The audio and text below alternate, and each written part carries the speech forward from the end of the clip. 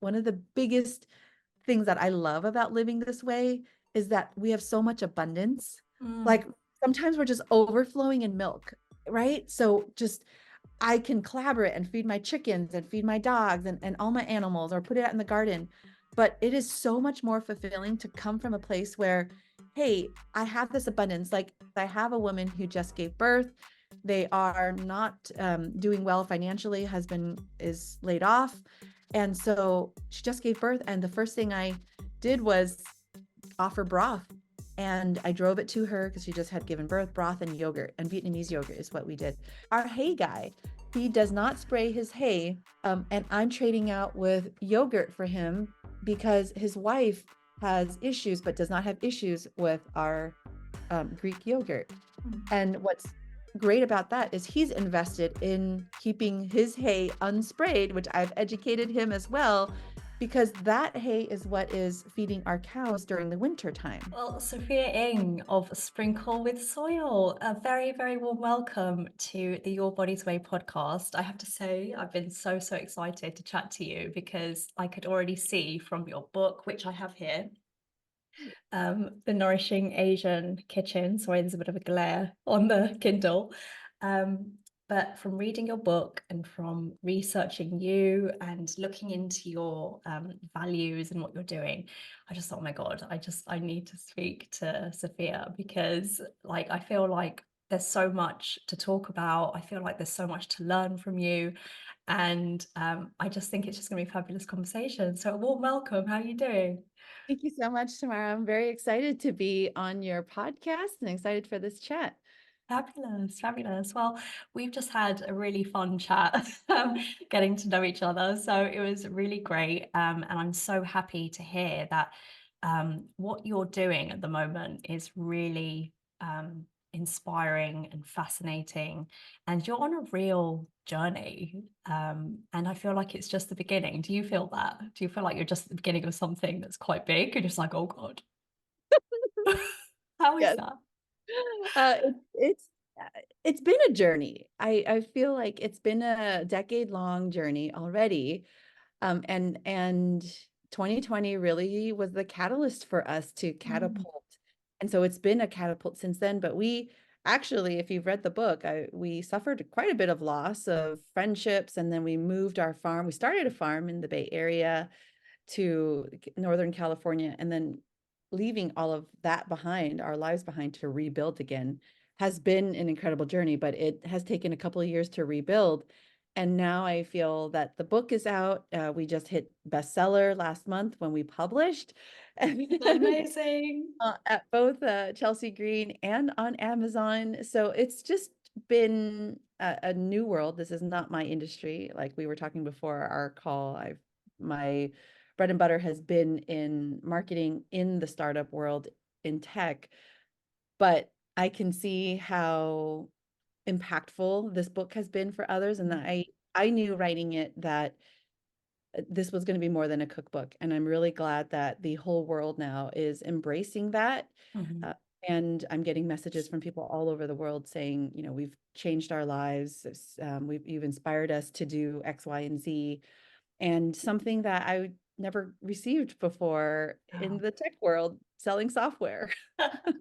I mean, I think I said this to you before, but I think it's worth saying it again because now it's going to be on the podcast. But the the reason why I think is because I can tell, or I think everyone can see that you're just so in your zone. Like this is what you're here to do.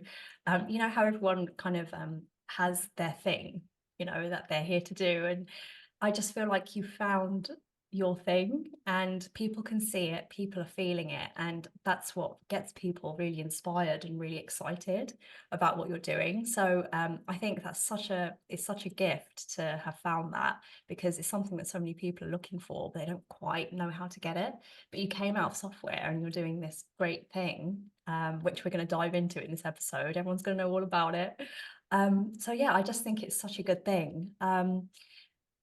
Okay, so my first question is I'm so curious, Sophia, because like you said, you went from tech not too long ago. Like we're talking when were you in your tech? Was it 3 years ago? I last year I Last year? full time up until when I started writing the book in 2022, in end of 2022. Right. So a little So, over a year. okay, so like not too long ago, you had no idea that you would have a best-selling book with a foreword by Fallon Morell, who anybody who loves the Weston A Price method and the way Sally is like the queen, um, like how does that feel to go from one life almost to then go into this other completely different life with all of these achievements and accolades, and like how is that for you?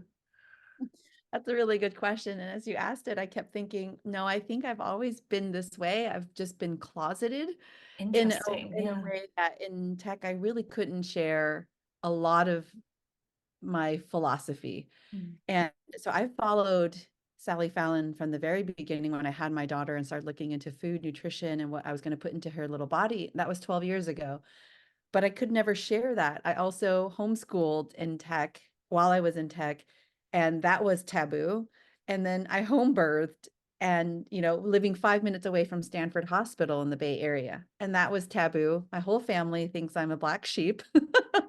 And, and so I've always really struggled with it, especially as an immigrant daughter or daughter of immigrants, where my parents gave up everything for the American dream.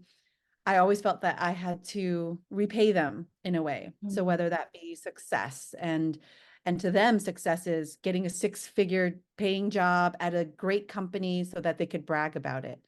And here I am going through that, making sure that mom and dad had enough on I had enough on my resume to really appeal to mom and dad so they could share about my success, but also dying in the process and really struggling because it wasn't aligned with my values. Because at home, I was living the way that I'm living now, that I'm now speaking about, but I could never really share that out to the industry or the community that I was with. And so when I took time off, I was only supposed to take 3 months off from September to December 22 to write this book. And I had talked to Sally about it. I said, Sally, I have this idea.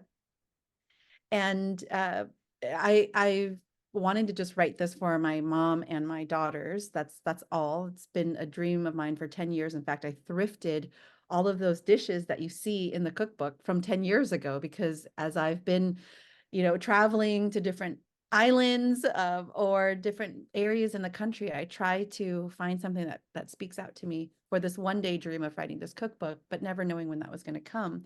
And so I talked to Sally about it, and I said, Sally, I think I could get it done in 3 months. And she'll tell you, because I've heard her say it to multiple Of people. this story. Carry on, God. And I was just at the Wise Traditions conference with her back in October of 2023.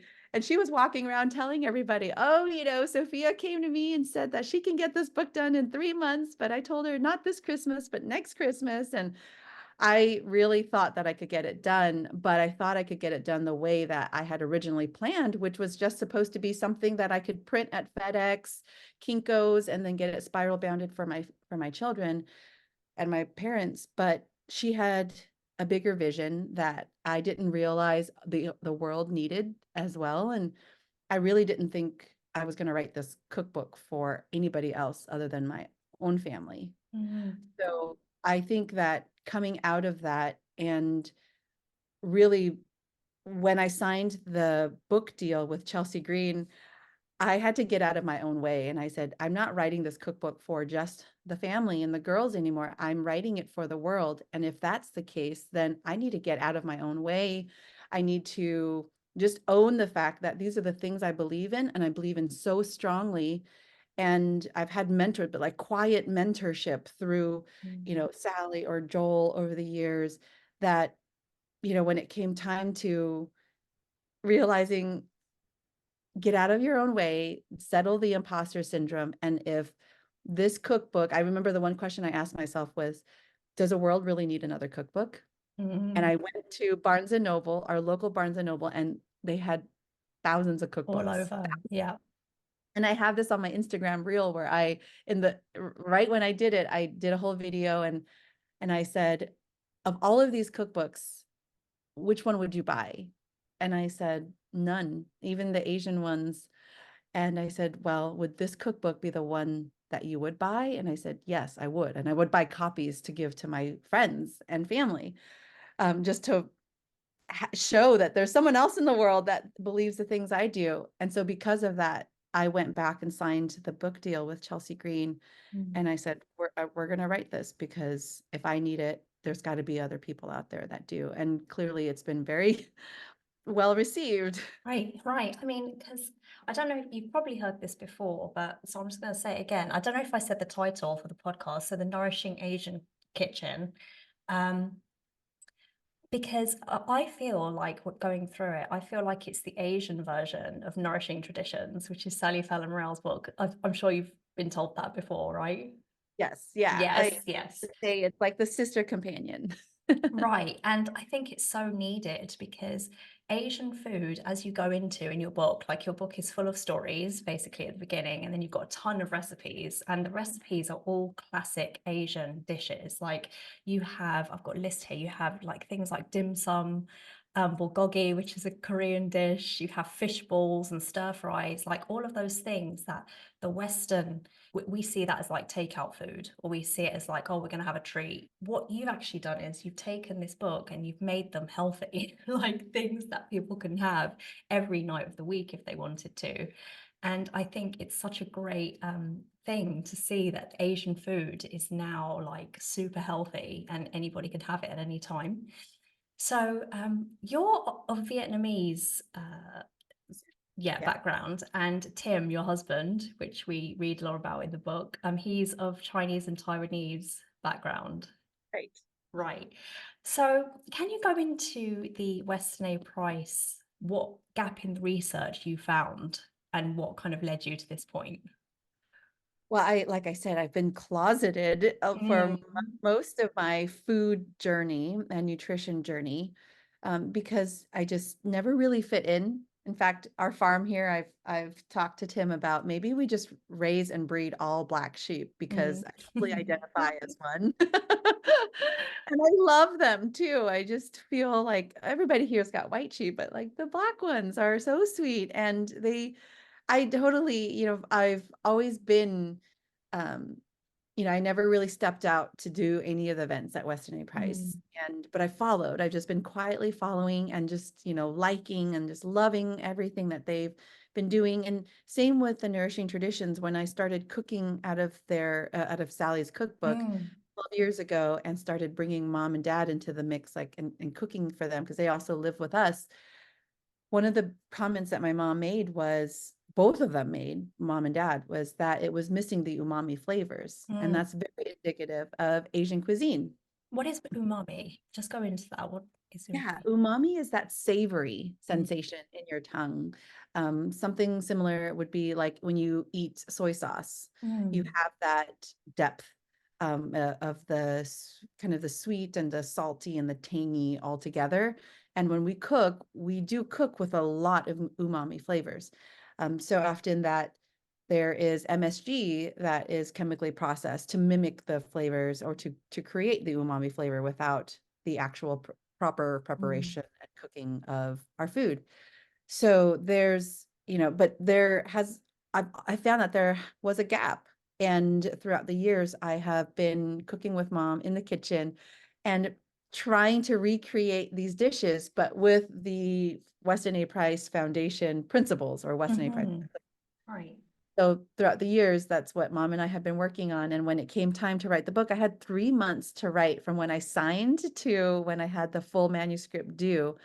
I already had the recipes, and I've had this vision of how I wanted the food plated and everything to look for the cookbook, that when it came time, well, go time, I was ready for it. But yeah, it was primarily out of this gap Mm, of not having the other flavors, and other cultures represented, because primarily because Dr. Weston A. Price did not go to Asia. He skipped out on Asia primarily because back in the 1930s, China and Japan specifically already was starting to take imported goods. So for him, it wasn't indigenous and ancestral enough. And and I totally get it. I mean, in my cookbook, I don't really have any not a lot of dairy recipes. As our Asian culture, we didn't have a lot of access to it. When I interviewed my mom and my aunts, there were the water buffalo milk was what they had, but in very limited supply, and only the wealthy could have it.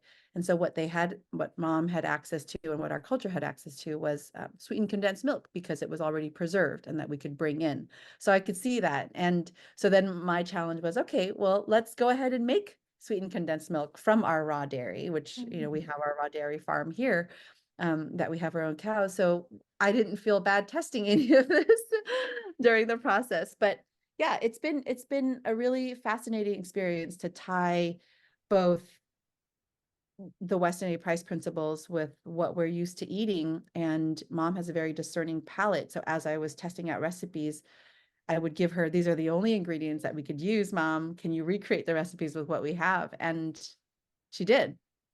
I love the story when you said you went into your pantry and you just started taking all the condiments out, all of the Asian condiments, and just like putting them in a bag.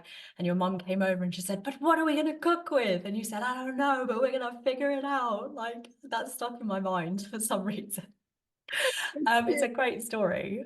Still stuck in my mind. It was very clear. I know exactly where we were. And the argument that we had, she said, "What are you doing?"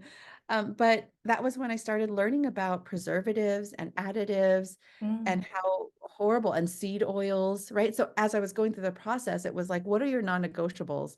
And of course, throughout the years, my list has become even more finite with like yeah. what I'm willing to accept. And it's kind of spilled over to other areas of my life too. So, even down to like relationships and how much, because it's all related, right? It Food is, right? and health Holistic. We're holistic and beings. relationships, just to maintain that good, like it's all mental health too. And Mm, in this process, like I also have I went to continue on to get my master's in clinical psychology. My dad had always struggled with major depression and obsessive compulsive disorder. And a lot of it had to do with food.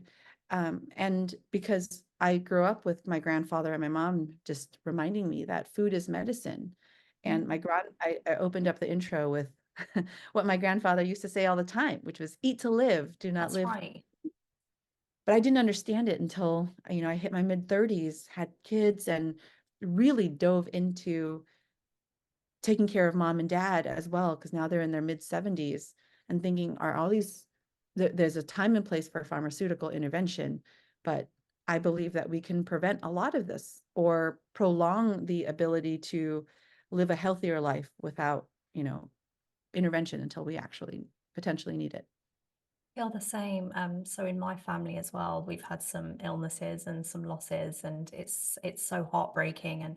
And knowing that food has such a massive part to play in it, I just wish that they knew that. Like, but it's so hard our to put my ideologies on other people unless they want to accept it. Like you can't force someone to do something. So, there's some members of my family who eat lots of processed food and that's the way they do it and they're not going to change, and I just can't change their mind, like no matter how hard I try.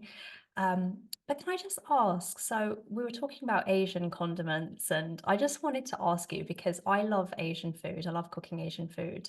My dad is actually Chinese, so I grew up with a lot of Asian food, and my pantry is full of this regular soy sauce and sesame oil and hoisin sauce and all of those things. And after I was looking at the Weston A Price philosophy, and so I've been looking at them, I'm just like, this doesn't look right. Like they're literally those condiments, the ingredients are like this long. It's like about 50 ingredients on the back. I'm just, oh God, well, at least it's a condiment. Like at least it's just a tiny bit here and there.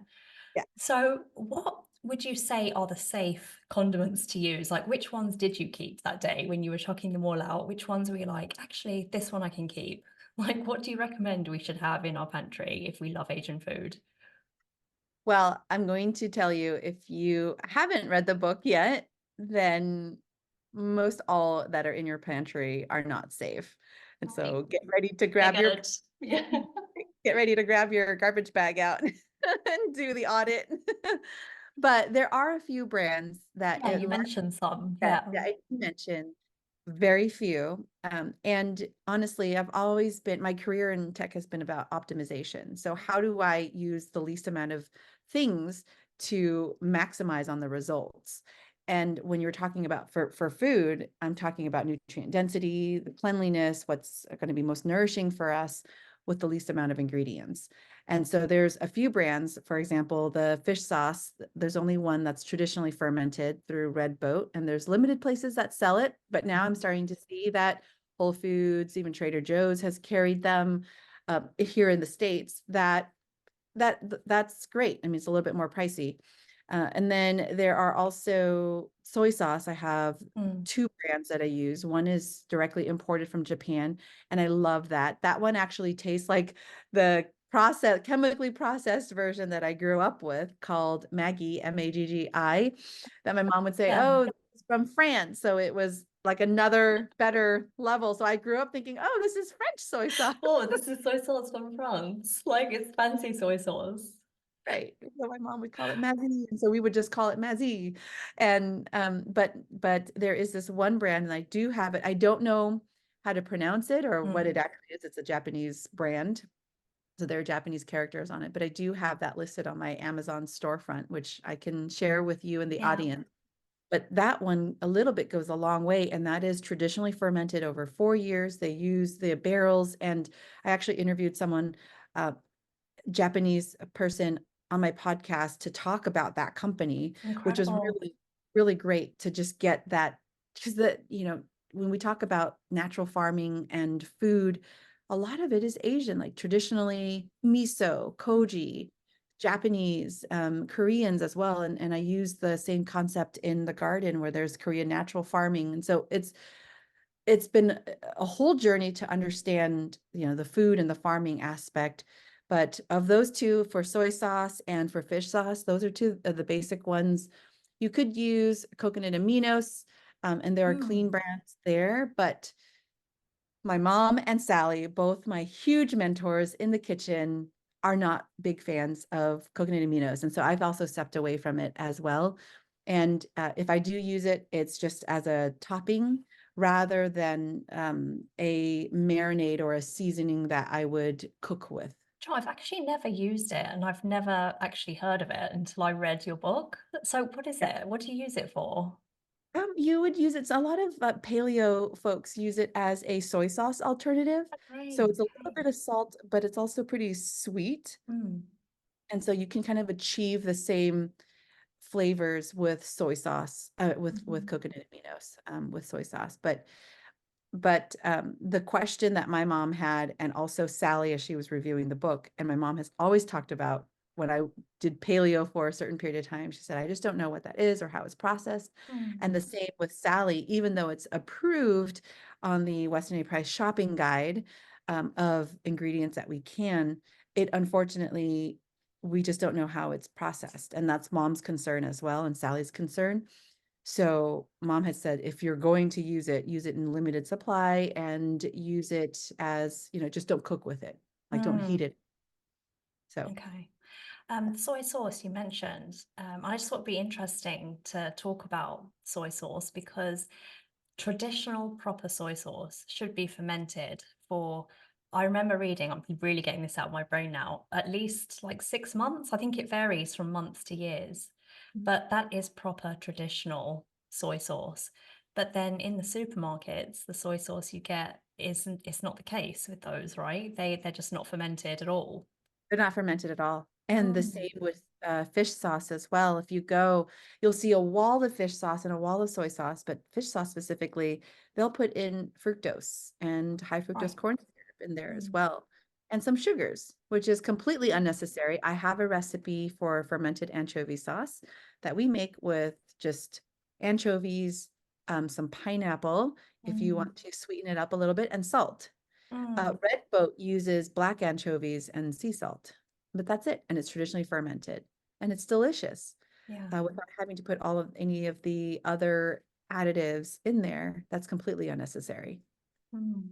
And what are your thoughts on seed oil? So I have many Asian cookbooks on my shelf, and the common oil is like peanut oil, cook with peanut oil. And I know I've done many episodes on seed oils now, and I've been avoiding that as much as possible. So, but then I'm thinking things like sesame oil. I mean, I love the flavor, and I just think, well, it's just a condiment though, like it's fine. What are your thoughts on oils? What do you use? Yeah. So fats and oils is something that follows, I follow the Weston A Price Yeah. in there.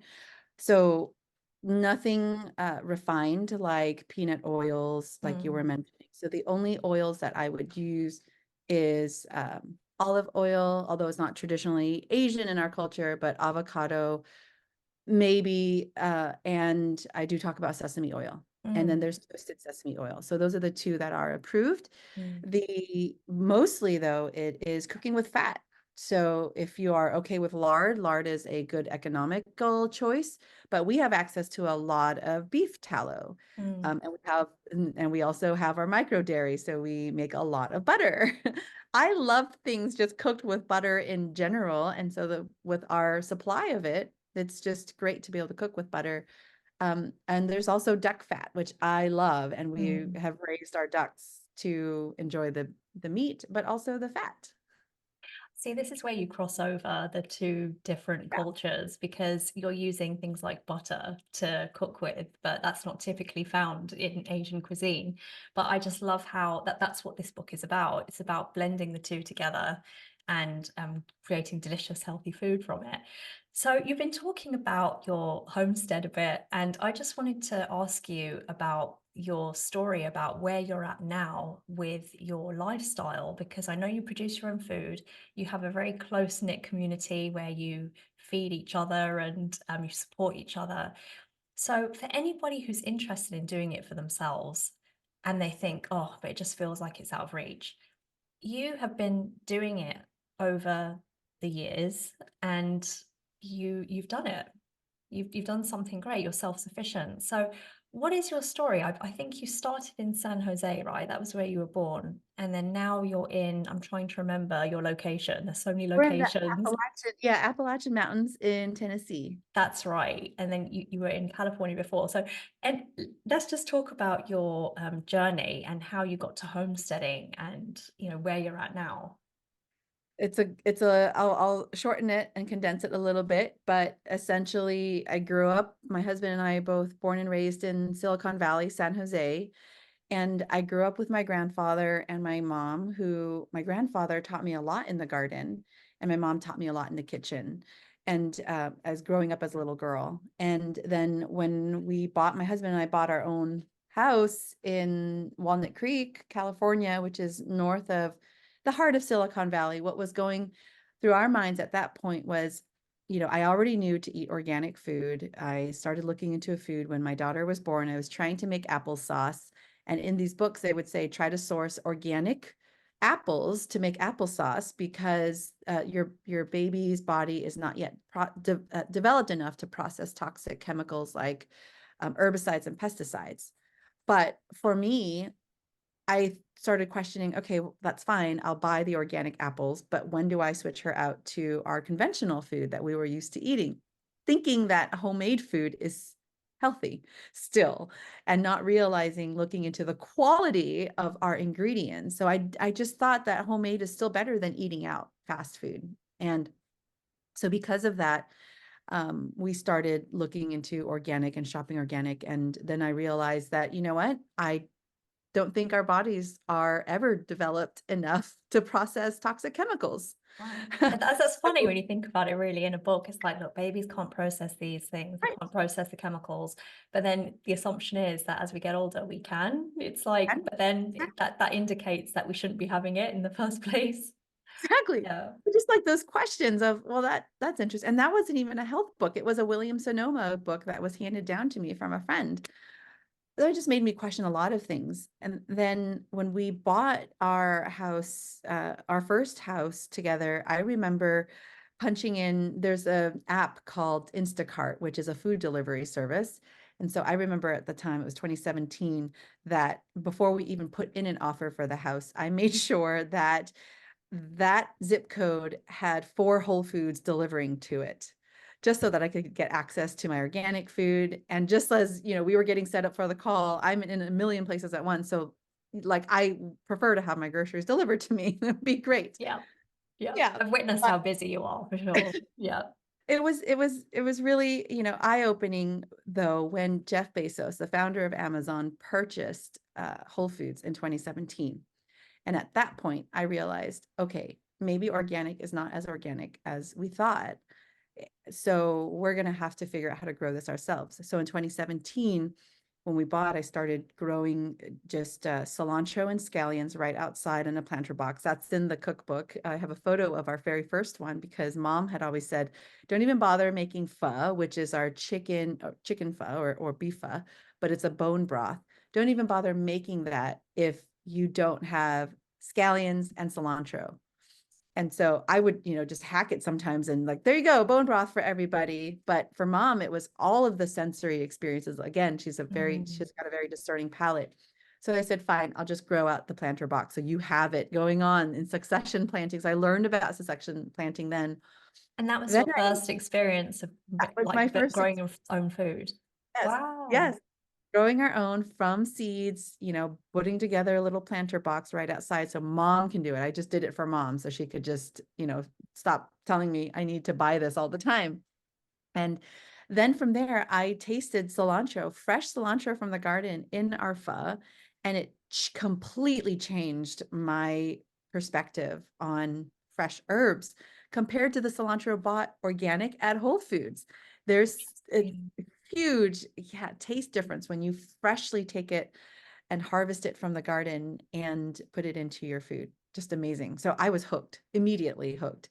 And then after that, by, the next couple of years, I put together some raised garden beds.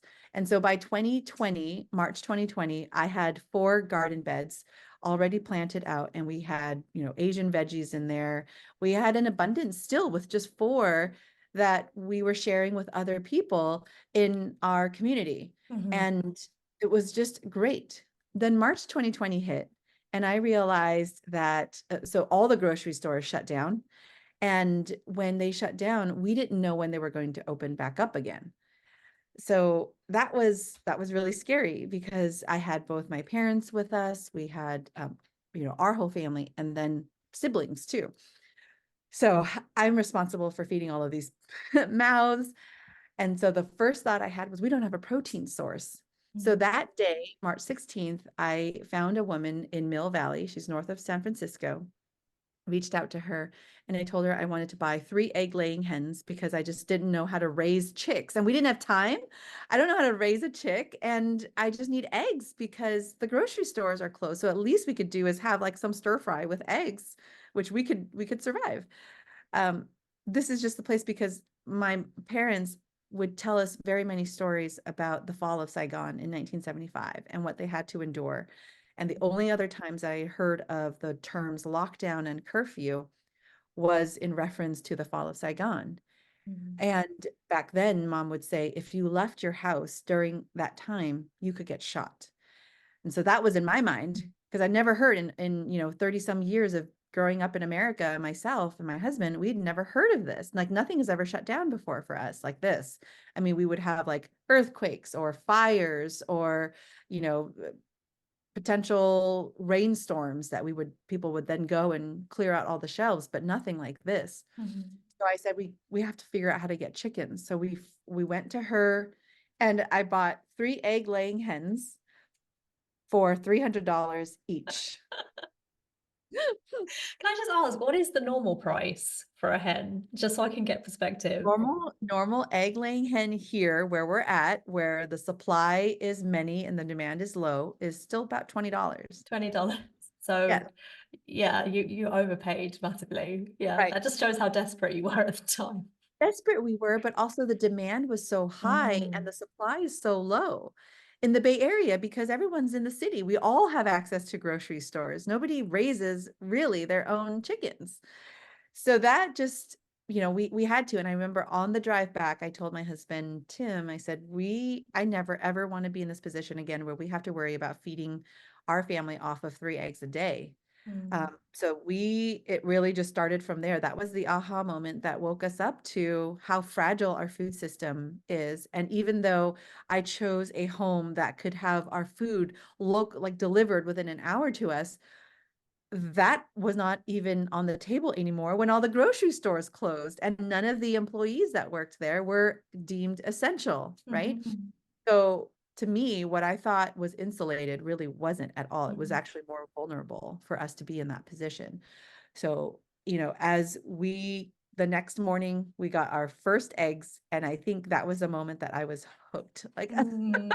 I bet that felt so special. You're just like, oh my God, it's my own egg, like my own hen. That's such a it special was. feeling. It was. And the next day we ended up going back to her and we had some friends who said, "Can you purchase two more for us and you raise them?" So we ended up going back and purchasing two more. But at the end of that day, she completely sold out of all her hens because now everybody was starting to realize this. So we did get two, but we were raising and sharing with our community then. And so it's just been like really exciting. Then shortly after that, I wanted to bring in ruminants, so animals that eat grass, and so that we're not having to worry about feeding them so much off of our land. And then that, of course, led me to buying more land. If you want ruminants, you have to have access to more grass. So we went from a quarter acre to 6 acres north of Sacramento. And that's when we went to start really visiting other regenerative farmers. We went to Joel Salatin's farm, and I had heard of Joel when he spoke at Google headquarters 12 years ago. Mhm. And he was talking about food systems and inefficiencies. And I was like, okay, well, that's nice, but I still have my grocery store. So nothing to lose. It's hard to let go of. You're just like, this is how it is, right? Right. That's the only way I knew growing up. Either you go to the American grocery store or we go to the Asian one, but there's always a grocery store for us. And so when he talked about it, that's when we really that year we invested in just learning from Joel. We went to Joel's farm 3 times in 2021 and then brought back everything that we learned and started implementing. My husband brought home 100 ducks and they we just dove right into it. We ended up bringing in goats and sheep, so those were our first two. And I didn't ever think that we were going to bring in any cattle. Just they're Mm. huge, and we're from the Right, you city. can't imagine it. Yeah. They're huge animals. And our neighbor they had some cattle over there and the fencing wasn't great. And they would have like their cattle would jump over to our property, which we were not a fan of at all. But when we were trying to get them off, I mean, they were running. They're big. They're like 1,000 pounds per cow. And here we are like in flip-flops in California trying to like get them over to the other side of the fence. And I'm like, this is not how I want to farm. This is horrible. I've just got a funny image of you guys running in flip-flops. Just running after these cows. It just is Like so funny.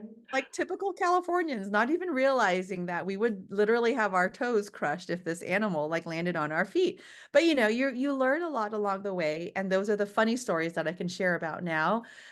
And throughout that process, though, I realized that we really needed to find our community. There wasn't a good community of people who truly farmed the way that we farmed. And not only just that, but had that community mindset of being there for one another in case things break. Mm. And and so that kind of led us to finding our community. I do lending. And so my husband's a realtor, he's homesteadingrealtor.com. And I do lending. I've been doing lending since 2006. When I was in grad school, it was either you become a barista at Starbucks or you become a real estate agent. So that's the path that I took. And I'm still doing it where, I knew in 2022 of January that interest rates were going to rise. And this is after refinancing us and a lot of our clients down to 2.25% interest rate in 2021. But here we were and really thinking, okay, if interest rates rise the way that I think it's going to rise, this is back in January 22, I said, well, we may get to a point where if we ever think about leaving California, we may not be able to leave because of interest rates. So I said, and home prices, right? And so I said, well, if we're going to leave, we need to think about leaving now. So we went on a 2-week tour in January, February timeframe, end of January, February, where we toured Texas, Oklahoma, East Tennessee. And we've already visited communities along the way through our farming tours to learn from others, and then bring it back to our farm. So in that experience, we reached out and sat down at coffee shops. I had luncheons planned where I would, Tim calls it, where I was community speed dating.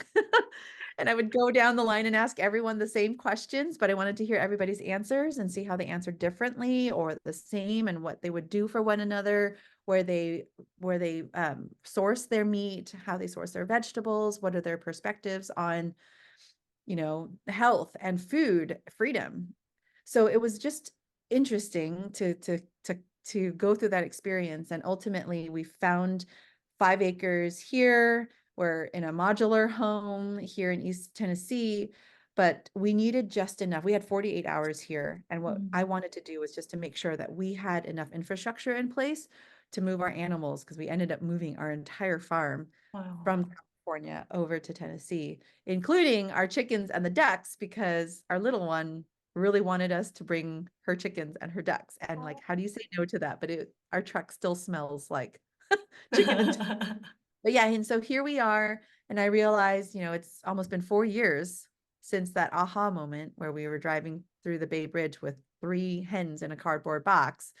And I realized that from that moment to now, almost 4 years later, we have 3 dairy cows, and we're bringing in our fourth dairy cow Mm. to not just feed our own family and our animals on our family and using the milk and whey for the garden. Mm. We're also providing all of our dairy products now for our local community.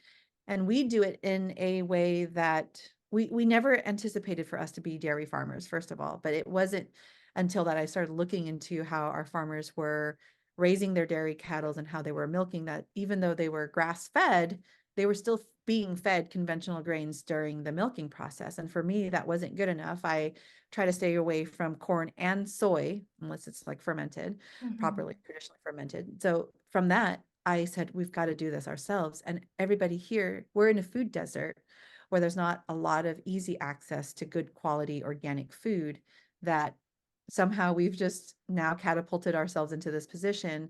And just last month, my husband and I purchased additional 22 acres to have our local farmers lease out and grow out food for our community, because they were getting kicked off of their land. They approached us to find land and get financing, but because they're 1099 employees, they were showing decreasing income. They had just started this farm 4 months ago at that time when I was trying to get them financing. As a bank, that's too risky.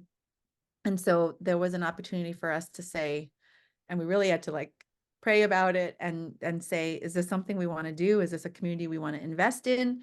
And is this what we want to do for our small local farmers? But we can't afford to have them leave. There's so very few of us.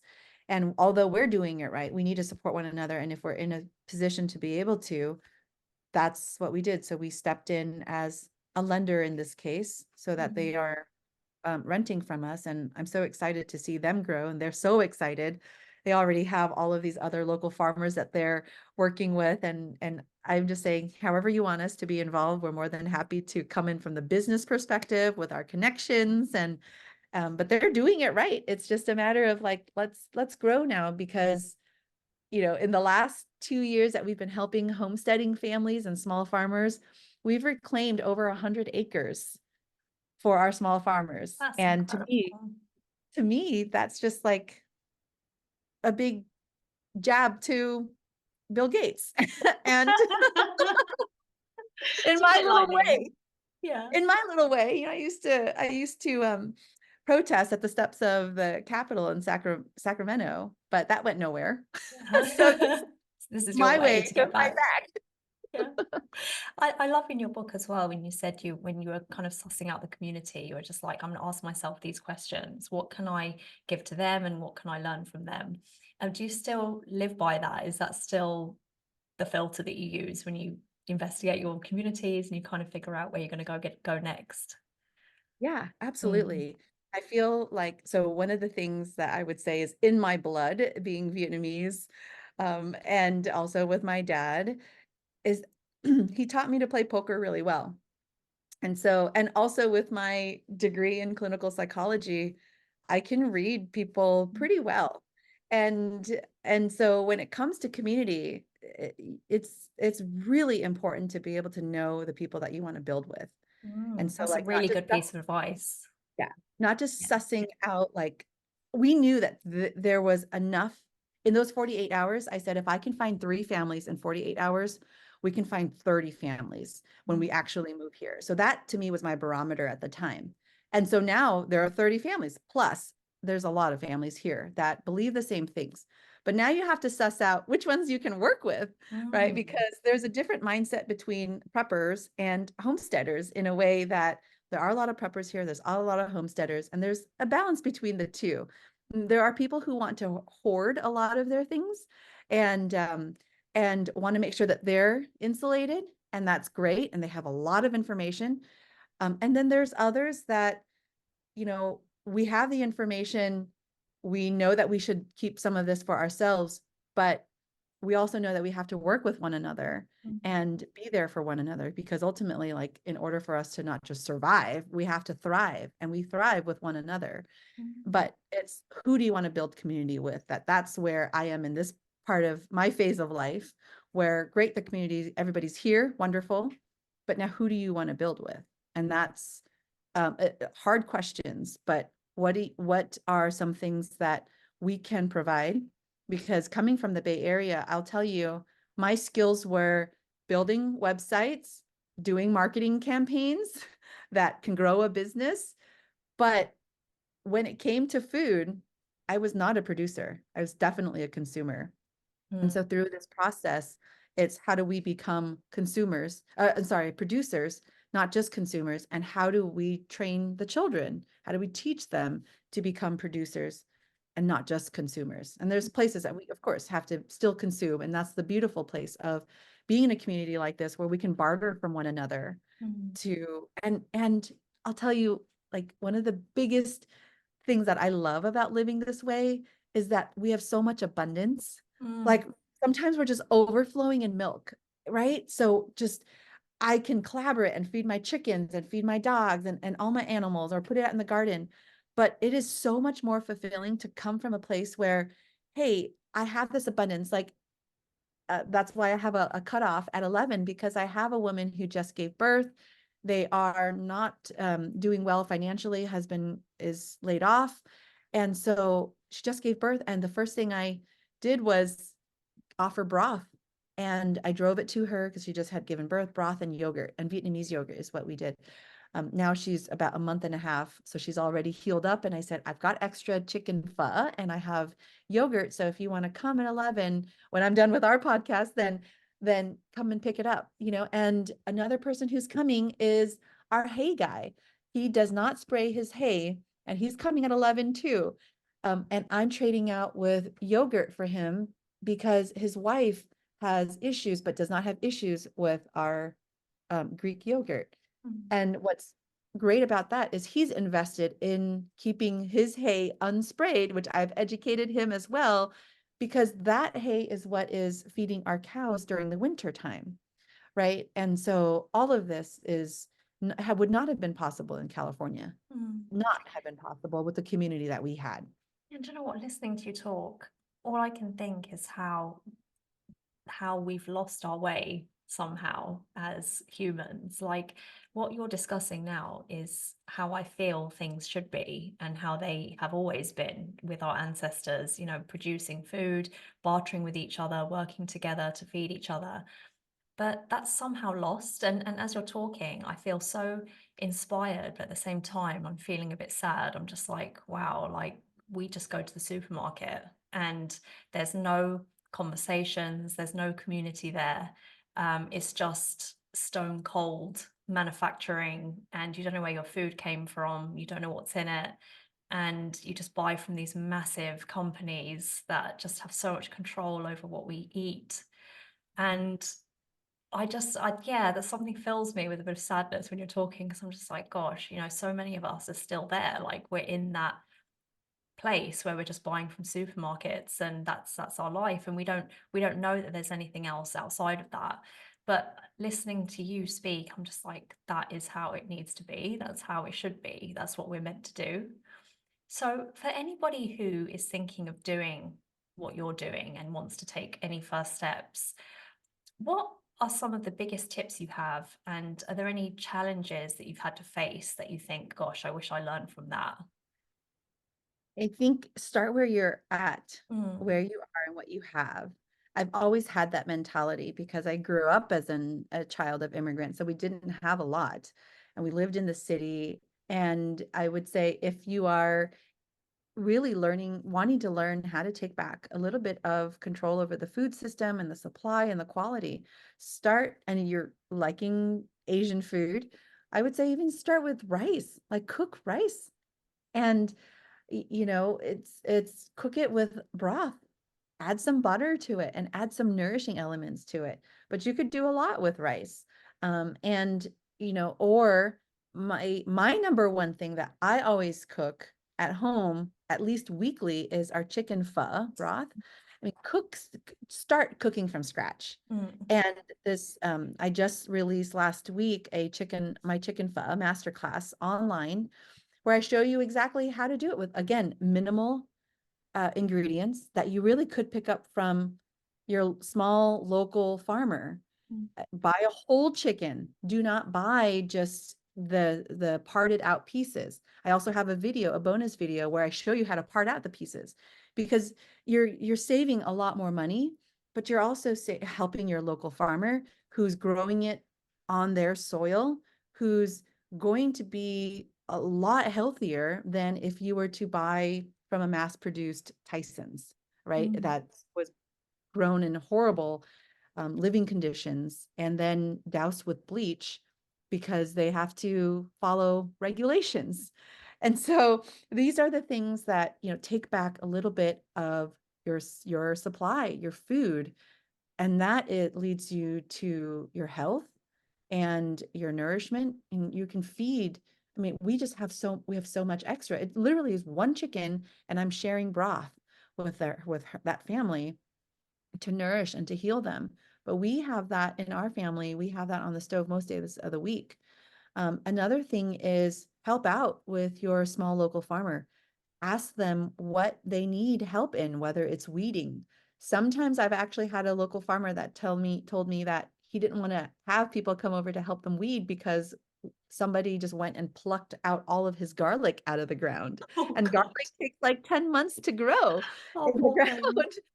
So I get it, but help out your local farmer so you can learn those things and hopefully they can teach you and be there. And that's my other question to the farmer. Why weren't you there? You know? But support your local farmer. I think that is so important. And we're putting our money where our mouth is. We have to support our local farmers because I'm literally seeing from the financial perspective how difficult it is for homesteading families or Mm. small farmers to even get into the business, so much so that I have to step in this one particular case. Now, I wouldn't have done it with anybody else. These are our farmers. I know their philosophy. I know where their values are. I know what they stand for. So we are taking a little bit of a risk here, but at the end of the day, we'll hopefully find another farmer, we have to be there to support our local farmers. Is business tough for local farmers and for It's small very tough. farms? Yeah. And the price of land continues to grow, Mm. especially in our area where the soil is very fertile. We get a lot of water. We have access to spring water. So it's a very good area to farm. But with that being said, the costs are very high. So, we have to write a book. We have to find other ways to bring in income to live the way that we do. I'm sure that there are ways that we could make money off of our farm, Mhm. but for me personally, I want to separate that because the second that I start charging people for a pound of tomatoes or you know peppers or things that I produce or sourdough bread, if I'm going to charge people for it, I know I'm going to start feeling that scarcity in me Right. versus like Interesting. from a place Yeah. of abundance where I'm like, Mm. I'm like overflowing with milk. Please take it. Yeah. Please take my cream. Please make cheese. And if they come back and they want to give me zucchini because I have a hard time with the squash vine borers here. I have another client who, sometimes when she has her garden, instead of just paying me for a gallon of milk or whatever, she'll give me zucchini in exchange. And Mm. that's wonderful because I know how she grows. And so my job is what I feel like my mission is, if I can go out and teach people how they should be growing their food, how they should be feeding one another, it's just great because I can have people come here. We can support one another.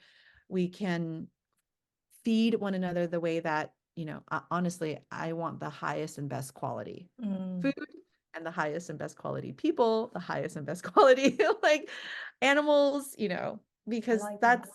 that's just, we just have to raise our standards. And I think Mhm. that for the longest time and how I was grown, like, so what you're saying is, to your point, there was a lot of sadness in realizing we have been a part of the system. I didn't know anything better, but there is a cost to this modern convenience that I fell for, hook, line, sinker. I totally fell for, hey, I'll buy this house, but I have to make sure these stores can deliver to me within an hour.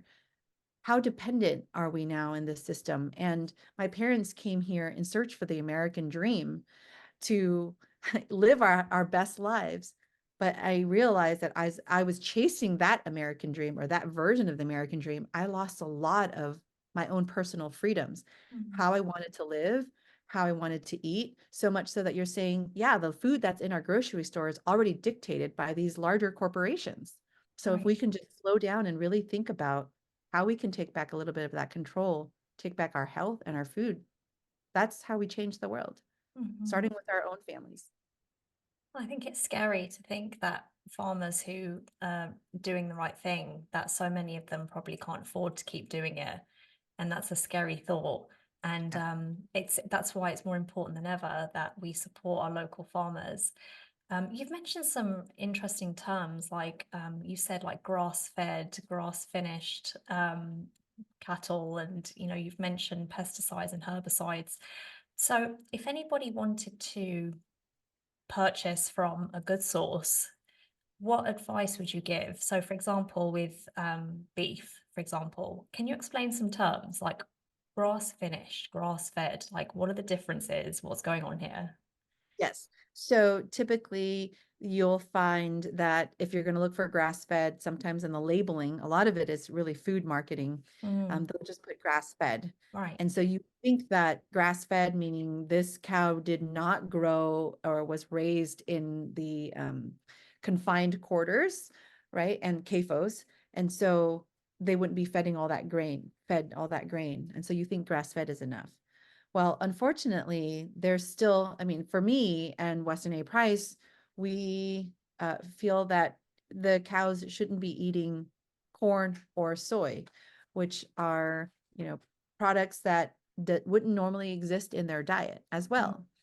So for me, it's just my whole journey has been, how do I get back to the land? Like, how did animals live from their physicality, like what their locations were, what their environment was, and what did they eat, versus us having to like supplement a mm, lot of this with grains to fatten them up. And in the industry, you'll hear grass fed, but corn finished and or grain finished. And the mm. reason why is because it it has a level of marbling in their fat, in their meat.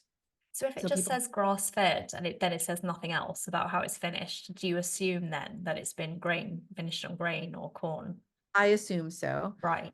Because then those who actually truly raise grass-fed, grass-finished go an extra mile where they finish off the cow to Mm, 24 months and they're not feeding any grain. So if you do grass-fed, the cows could be finished at 18 months, for mm, example. And if you do grass-fed, grass-finished, where you don't have to fatten up the cow, you just have to go a little bit longer on grass, which for farmers, you have potential for, it's just costing more time and resources to care for the animal, to make sure that the animal is properly rotated if they're do rotational grazing, but that there's enough grass for the cow to eat for the next 6 months, right? And so that's why. However, with our government regulations, to say grass fed also means that, and I actually was at Polyface and at an event there at Joel Salatin's farm, and they actually brought in someone from the USDA to talk about this, where they do approve that if a cow has eaten a blade of grass in its lifetime, it can be labeled as grass-fed meat. Oh my gosh, you're That's, joking. yes, Seriously? yes. And I'll go a little step further, because now that we are small farmers ourselves and we speak to a lot of other small farmers, there is when we first moved here, I was asking for, where are your resources for a farmer that raises both grass-fed and grass-finished beef? So I got several few phone numbers from our local farmers, and I called them each individually. And this is kind of my job as a Weston A Price chapter leader. But on top of that, I go the extra mile because I am a farmer myself. So I asked them, okay, so you're grass-fed, grass-finished, and I had several farmers just laugh at me and say, ma'am, if you're here, you see all of our cows on grass. There's so much grass here. There's so much water here, right? That they're like, yes, our cows are fed on grass. Like, what else would they be? And I said, okay, that's fine. Well, what are you spraying on your grass? Because I know of a weed that is very tough in this area. And I know that a lot of farmers spray, it's a broadleaf weed, but they know that they spray for this weed. And so several of them have said, oh, well, we just spray Grazon, but it's safe. Grazon is another, if not worse, form of Roundup or glyphosate. Yeah. Wow. So Wow. now that's why we have our own beef cattle. You're just like, I'm sure I'm just gonna just do this myself. This whole journey, Tamara, has been, I'm just going to do this myself Can I because just I see it. I know what I'm doing. can I just And say though, I'll learn. but like how do people like myself and like how do consumers navigate this? Because for example, we'd see the grass-fed, grass-finished, and we'd think that's the one to go for, like no questions asked. So I mean, is there a way, or do you literally just have to phone them up yourself? The Weston A Price Foundation is a great start, Okay. but that Because they have whole farmers that have like they pass the regulations and like yeah. yeah, hopefully there's a chapter leader in your area that has done and asked the questions. Mm, But I think that, like, for myself, I've had to ask the harder questions because I know what questions to ask mm, as a farmer myself. And same thing, like our local raw dairy, when I was calling around when we first moved here, I said, where are the local raw dairies, real milk? And they said, oh, well, you should contact these people. So I contacted them, and then I asked them what they're feeding during their milking, because yes, they're grass fed, they're out on pasture, but then when they feed them as they're milking, you give them treats, right? So they can just mm. stay still. Well, they're feeding conventional grains. So, like, that's still not good enough. And here we are with a micro dairy bringing on our fourth dairy cow. My gosh, you're like, I'm just gonna do this myself. I'm just It's not, when people ask me, like, did you always want to go into farming? Absolutely no. mm, No, I would be more than happy to have my groceries delivered to me. I would be more than happy to support my local farmer, which I am clearly, but it was not something that was on our roadmap in the last 5 years to do this. But when you know too much, I just can't not do anything about it. right. So, I mean, you've shared so much information. There's so much to learn and there's so much to look into. And I think what it comes down to is listening to people like yourself, but then also doing our own research as well and sort of, you know, figuring out what's actually going on out there because it's so fascinating. And I can imagine being, you know, having your own farm as well. There's so much to learn and you're like on the ground with it and there's so many nuances basically, which is what you've just discussed, which is so fascinating. What is your dream for the future? Where is this all going, Sophia? I'm interested to know. What's going to happen? Do you know? Or is it I literally don't, just I taking it don't, step by step? I'm taking it step by step, day by day at this point. Hmm. I don't know. In terms of where this is going, I know we're a part of a movement. I can feel Mm. that in my bones and I in my can feel soul. it. Yeah. And I think that I'm, like, happy to be a soldier in that movement. And the cookbook is what I knew was going to help catapult these conversations so that others can start questioning even their grass-fed, grass-finished beef.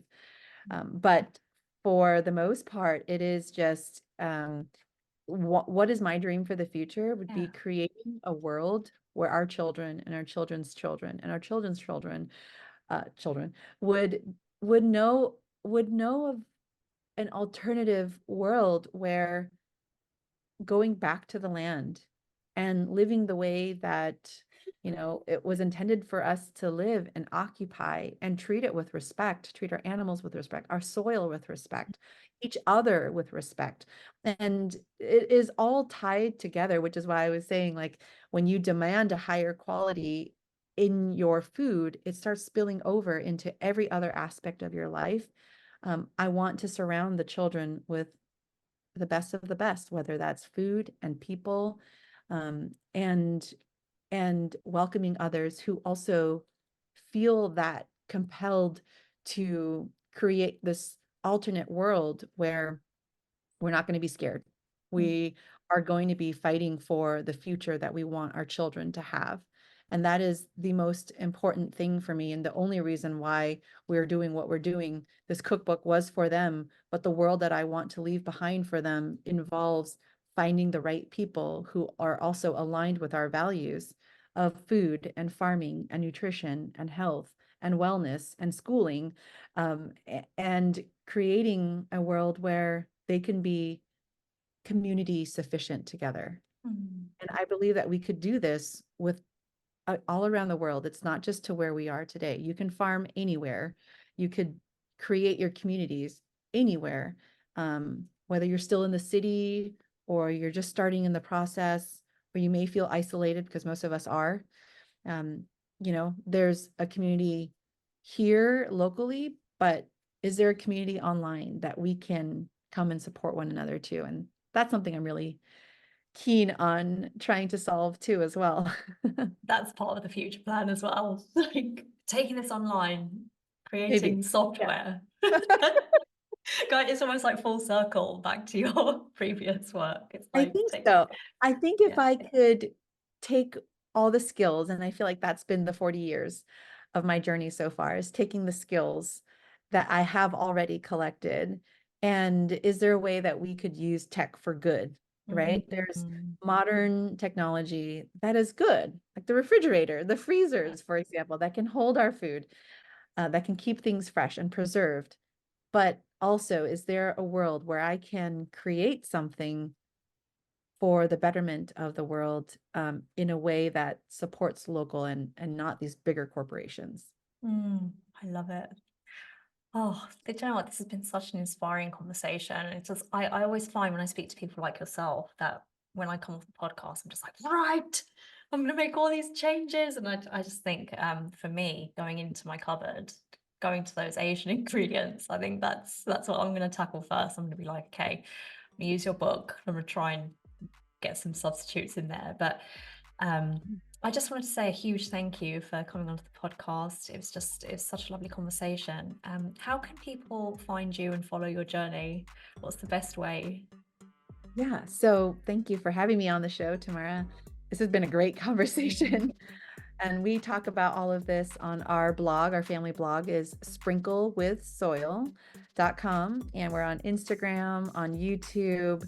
We also have our own podcast that is Call to Farms podcast. My husband and I are a military family. And so we answered the call to farm, and we bring on guests that also talk about their journey and also want to inspire others who should start questioning the journey of their health, their food, their wellness, but also supporting local and those that are looking to start a small farm or homestead themselves.